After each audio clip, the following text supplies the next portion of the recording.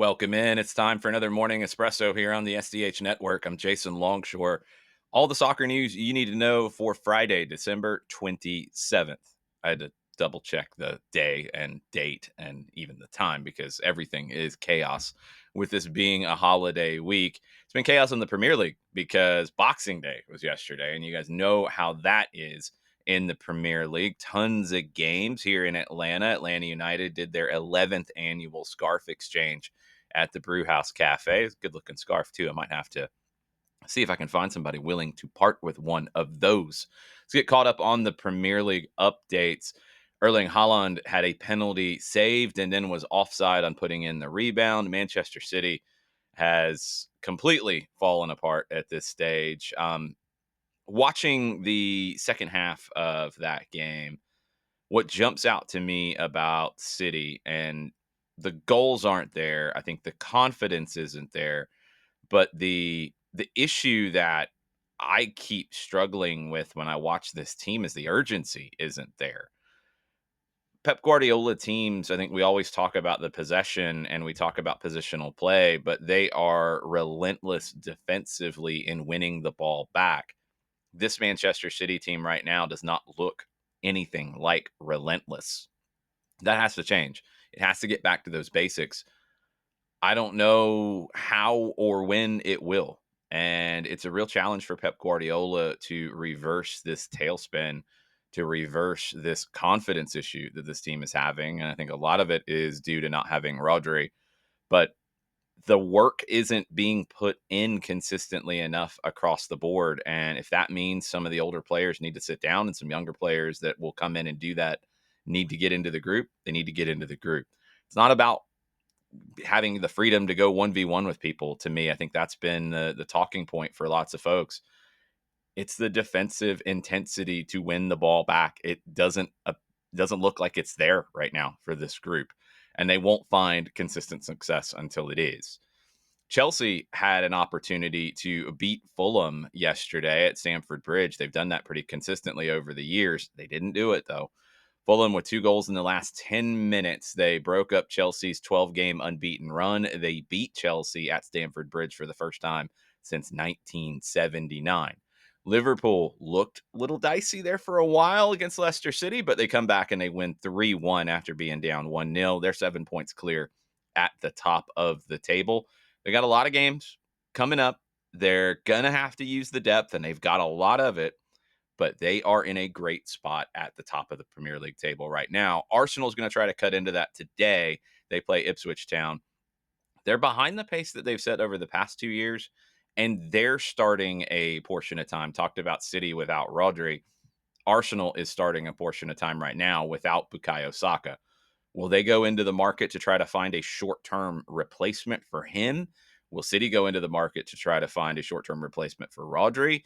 Couple of things to watch for in England as the window opens here in the coming days. Kansas City Current on the NWSL side, when we talk about transfer windows, they signed Lorena, the Brazilian national team goalkeeper, a 3-year contract. She comes from Grêmio. She was part of the silver medal winning team at the 2024 Olympics. MLS moves just to get you caught up. Dallas acquired Anderson Julio from Real Salt Lake, up to $500,000 in GAM spread over 2 years. Sam Junqua also went to Utah in this deal. Julio had 9 goals in 2024. He's got 25 goals in 111 games in MLS. LAFC with 2 signings. They re-signed Marlon, who joined the team late last season, played 8 games in all competitions. 29-year-old center back. And they also signed free agent Jeremy Ebobisse, 27 years old, 60 goals in 198 games in MLS. An underrated forward and maybe the kind of striker that actually suits this team better than Olivier Giroud, because LAFC to me did not look as good with Giroud in the lineup as they did with others. And I think Ebobisse might be a great fit for them as a number 9 with Giroud coming off the bench. Chicago, they mutually terminated their contract with Gaston Jimenez, the Paraguayan international. That was announced on Tuesday. And then Cerro Porteño announced that he had joined them on Wednesday. So he goes back home to Paraguay. Chicago's only got one more designated player on their roster, Hugo Kuipers, who was pretty good. All right, decent. They have 2 designated player spots. Will they sign 2? Will they sign 1? Will they sign an extra U22? We'll see what Chicago does in the market. Portland went into the market and they signed Ariel Lassiter, 30 years old, has played as a winger, has played as a forward, has played as a wingback, played for 6 teams in MLS along with a couple others internationally.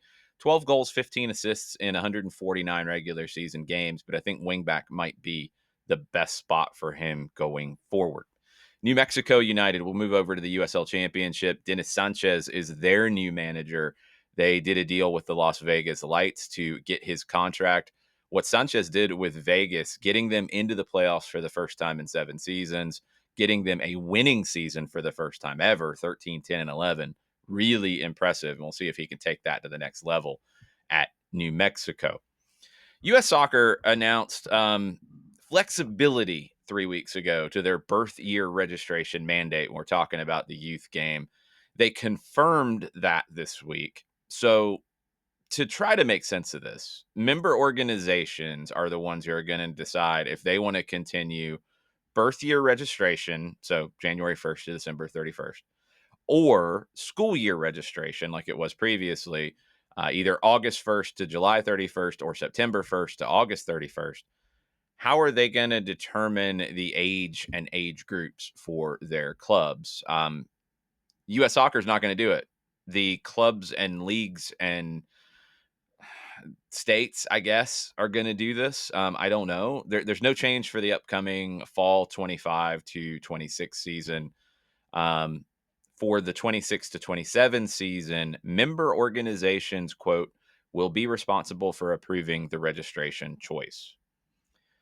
U.S. Soccer also promised to provide resources for the immediate steps to help their member organizations navigate their decision making process.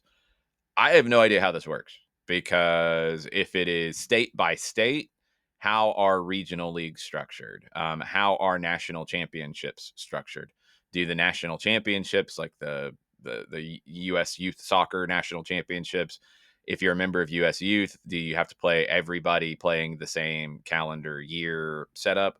Or are you going to be allowed state by state or even league by league to decide this? U.S. Soccer needs to set the way here. And I know internationally, birth year has been the way to do it. It's not structured by the school year.